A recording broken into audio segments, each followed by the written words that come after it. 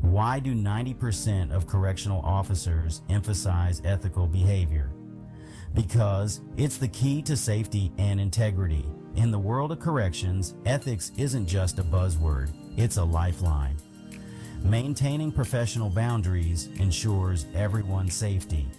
Familiarity with inmates' routines is essential, but crossing into undue familiarity, that's where things get risky. Imagine this. A correctional officer shares personal info with an inmate. Seems harmless, right? But this can lead to favoritism, compromised security, and ethical violations. Real-world example. Officer A starts discussing security protocols with an inmate, thinking it builds trust.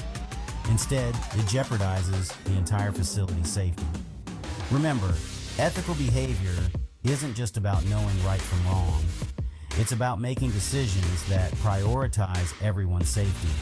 Stay professional, stay ethical. Your integrity matters. 1. A discarded newspaper. A correctional officer brings a newspaper into the unit to read at a later time when on break. Toward the end of the shift, an inmate sees the CO about to throw the newspaper out and politely asks the officer if they can have the newspaper. The officer, thinking nothing of it, gives the inmate the newspaper. The next day, the officer is back in the unit, and that same inmate stops the CO during the CO's first tour. The inmate says, "Hey officer, I see you're looking for a new house. I didn't know officers made that much money." Confused, the officer remembers circling a few houses in the for sale section in a nice neighborhood. Was the officer purposely engaging in unethical behavior? It seems doubtful, but there are two issues here. First, the officer should have never given the inmate the newspaper, because that action could be seen as favoring one inmate over another. Second, now the inmate knows the officer is looking for a new, expensive house.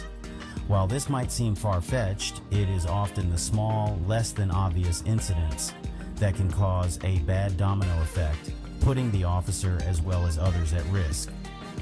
1. A broken car. An inmate in the unit overhears a conversation between two officers. During a tour later in the day, the inmate stops the CO as the officer walks by the cell.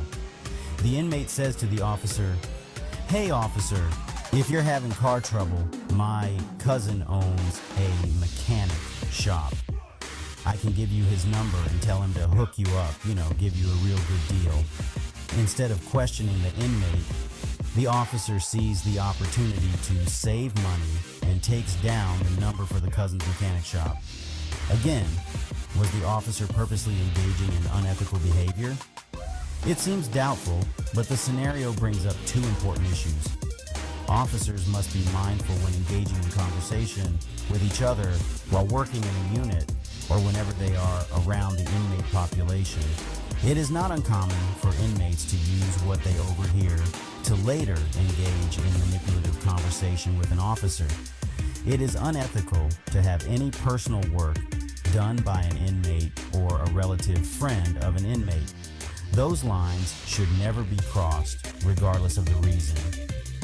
1. A shoulder to cry on.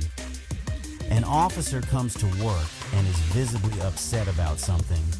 During the officer's first tour, an inmate says, "Hey officer, you look like something is bothering you. I know you have a long shift coming up, but just so you know, I'm a real good listener." The officer thanks the inmate and continues on the tour. The next day, the CO comes in for their shift and is again visibly upset. The same inmate stops the CO and says, "Well, it looks like you're still upset. You sure you don't want someone to listen? I'm a real good listener." This time the officer stays at the cell and tells the inmate all about the CO's relationship issues. The officer remains cognizant of the fact that they are on camera, so they keep the discussion short, but for the rest of their shift stops at this inmate's cell when touring the unit to tell him more about the CO's relationship issues. There are several things unethical about this scenario. It is extremely important for officer safety that they do not bring their personal life or issues into work. This can be dangerous as it can cause lines to blur without an intention to do so. The officer should have never allowed the inmate to feel he could continue to ask the CO why they were upset. At the beginning of the scenario, when the inmate said he was a good listener, instead of saying thank you, the officer should have said it was inappropriate for the inmate to offer such help. This would have sent a clear signal, hopefully stopping him from asking again. The second time, the inmate stopped the officer to ask about the situation.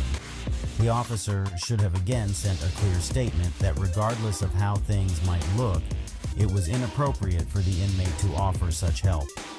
By not being able to keep boundaries, the CO divulged personal information that could lead to the inmate using the information as leverage to be treated better than the other inmates.